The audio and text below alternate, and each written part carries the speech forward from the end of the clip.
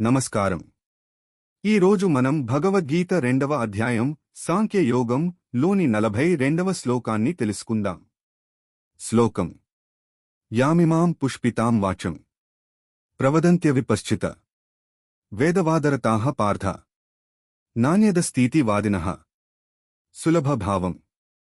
శ్రీకృష్ణుడు ఇలా అన్నాడు: ఓ అర్జున, కొంతమంది జ్ఞానం లేకుండా ఆకర్షణీయమైన మాటలు మాట్లాడుతారు. వారు వేదాలలోని కర్మకాండలపైనే ఆసక్తి పెట్టి ఇదే అంతా అని భావిస్తారు.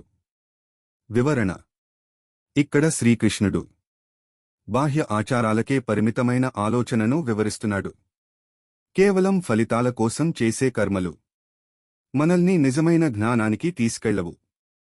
ఆధ్యాత్మికత అంటే కేవలం మాటలు కాదు, అది అంతరంగ మార్పు, జీవిత సందేశం. ఆకర్షణీయమైన మాటల కంటే నిజమైన జ్ఞానం ముఖ్యం. బాహ్య ఆచారాల కన్నా అంతరంగ పవిత్రత గొప్పది. జ్ఞానం మన జీవితాన్ని మార్చాలి. ఈ శ్లోకం మనకు చెబుతోంది, నిజమైన ఆధ్యాత్మికత అంతరంగ వికాసంలో ఉంటుంది. ఇలాంటి గీతా శ్లోకాల సులభ భావం తెలుసుకోవాలంటే మా ఛానల్ను సబ్స్క్రైబ్ చేయండి. వీడియో నచ్చితే లైక్ షేర్ చేయండి. ధన్యవాదాలు.